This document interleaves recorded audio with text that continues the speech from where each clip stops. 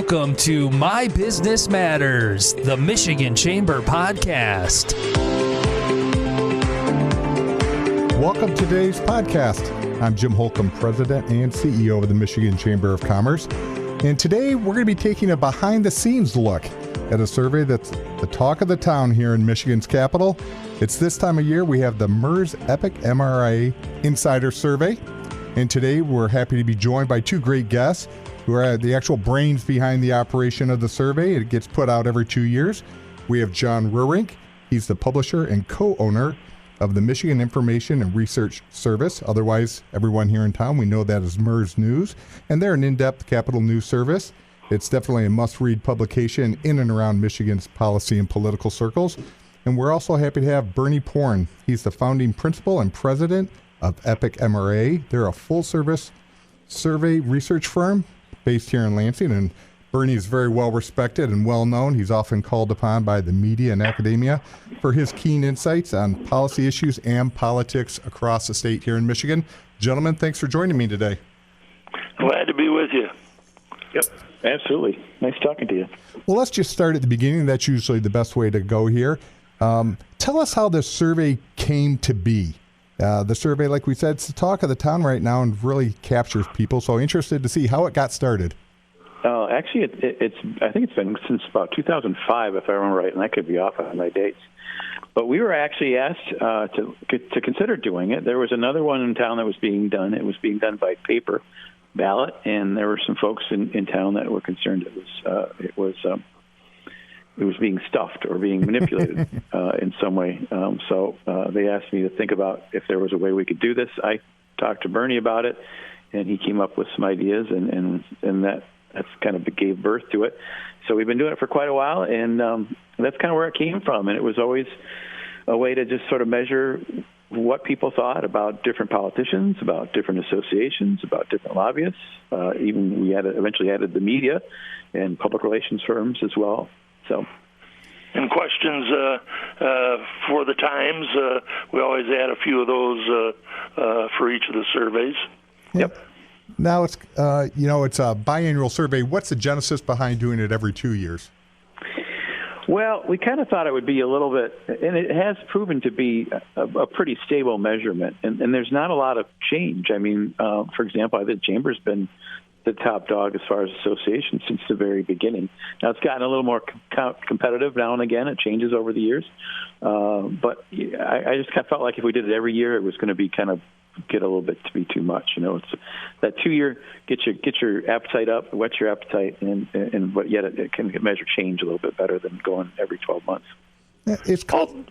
Also, I think having it the year before even-numbered elections was also helpful, thinking prospectively toward the next election cycle. That was always, I think, good in terms of allowing us to develop some questions that would look forward for the election cycle. For example, in the 2021 survey, we asked about whether the things that Gretchen Whitmer had done relating to COVID would affect her chances for winning, and 54%, as I recall, said that they would diminish her chances of winning, and obviously things have changed since then, but that gives us an opportunity to look ahead to the next election. Yeah, that seems like a key insight where people are looking at survey. Bernie, you obviously do this for a living and trying to have a little prognostication, looking forward and taking somebody's opinion and saying, okay, we can look at it now at a time and date, and I think you're exactly right, doing it in the off year and then seeing, okay, how did people change? Because that's just another opportunity to do more research and see why something changed. Mm-hmm. Although I never do enough polls. Yep. Says the pollster. Yep. I got to be honest with you, though, I did get a little grumbling this year that some of the lobbyists didn't think it was fair because we had such a large turnover from term limits in the legislature that a lot of folks that would be voting, because they're now a Lansing Insider, right, an elected member of the legislature gets to vote, wouldn't know the new lobbyists. And unfortunately, that's kind of, I guess, the way it goes. And I said, well, part of a job of a good lobbyist is to get to know these new people as they're coming in, but even before they come in sometimes. No, I think you're exactly right. And you raised the term insider. How exactly is an insider determined? Is that you two sitting around looking at your Rolodex, or I guess we don't have Rolodexes anymore, looking at your computer? But how do we determine, or how do you determine who's going to be considered an insider? We start with the Truscott-Rossman Public Relations Firm's lobby guide. So they list out all the lobbyists for the associations, for the universities, for corporations, for unions, I believe, as well. And it's pretty good. It's a pretty good blanketing of those who work the Capitol for a favorable outcome for their organization or interest group. So that's a good place to start. And then we take a look at it as well, because John Truscott and his team doesn't list all the PR firms, for example. Those are his competitors. I don't blame them for not doing that. But they're also very involved in the Lansing community, so we kind of take a look around and make sure we've got the other firms that compete with him in there as well. And we also add all the lawmakers, the ones that are elected, and we also, this time around, changed it a little bit. We added a lot more staff members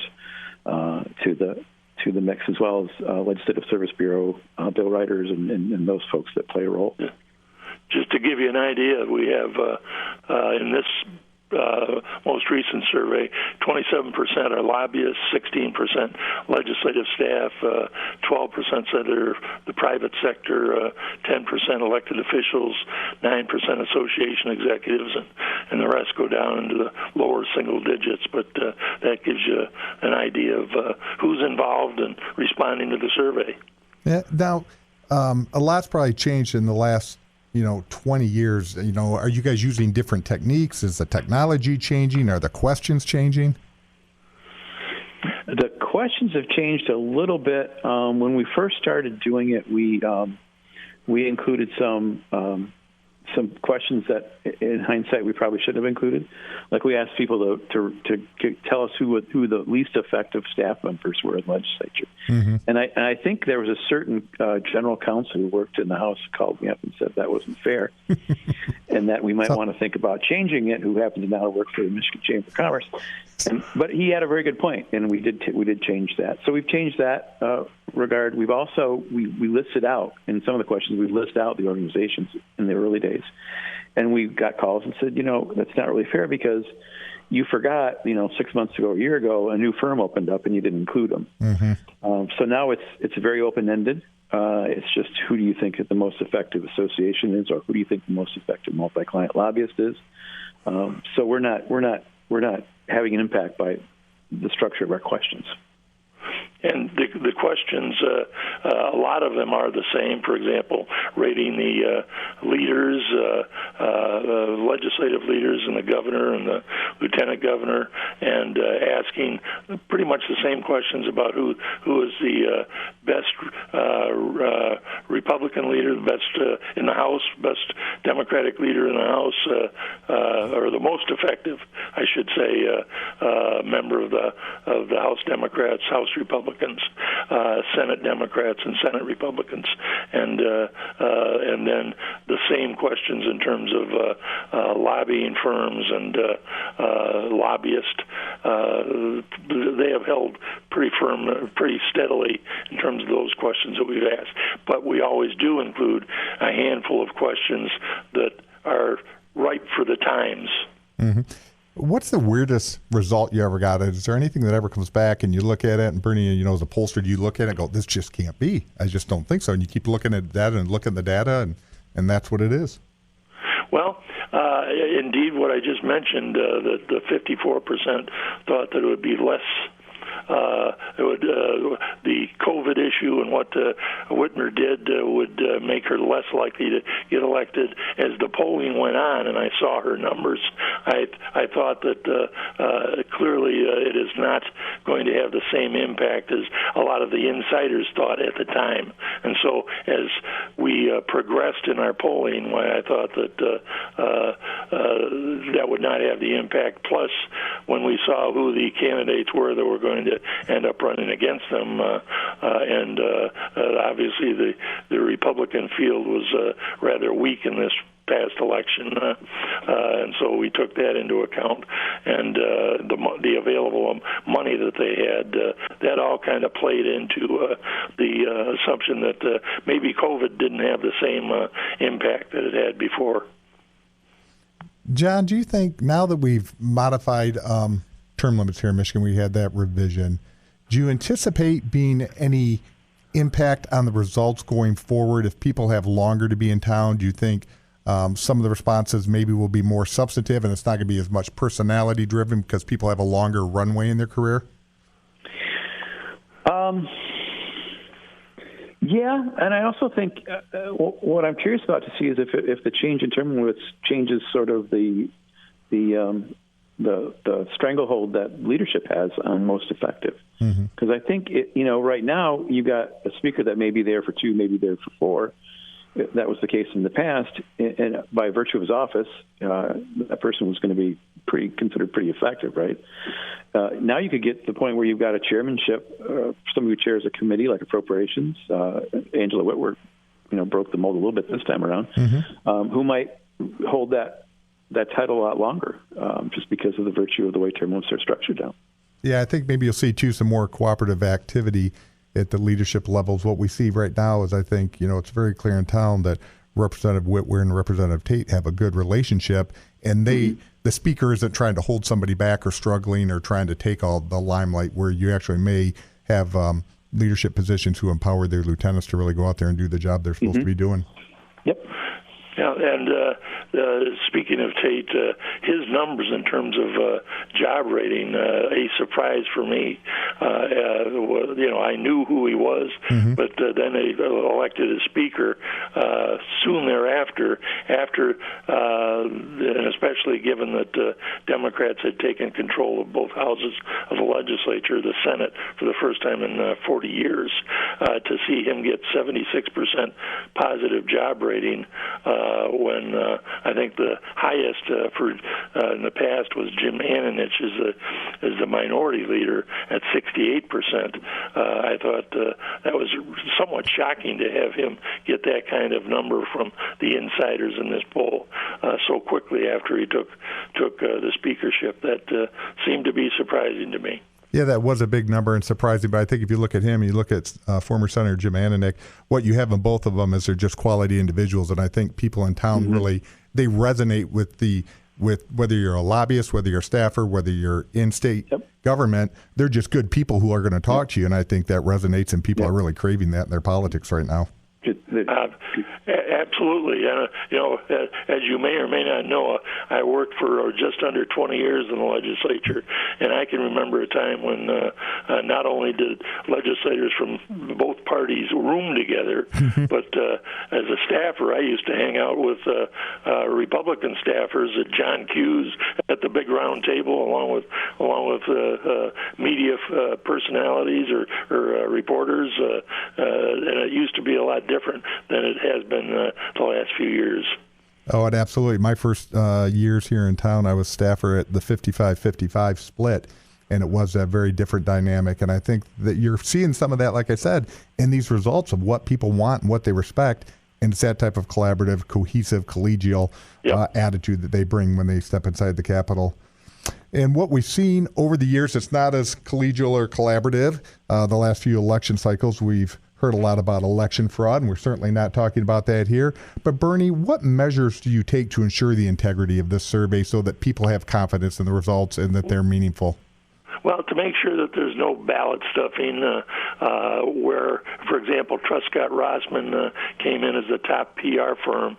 However, given the vote on which is the best PR or the top PR firm, their group gets only one vote. And the same thing wherever individuals are involved in the vote on something to avoid ballot stuffing, the firm that they come from gets one vote. So that you can't have 20 people voting for 20 or 30 voting for one individual. Yeah, that gives it a little more credibility in keeping the results meaningful. And we also put at least 2 reminders out to folks. Not only we do as the pollster, but also MIRS puts reminders out to participate in the survey.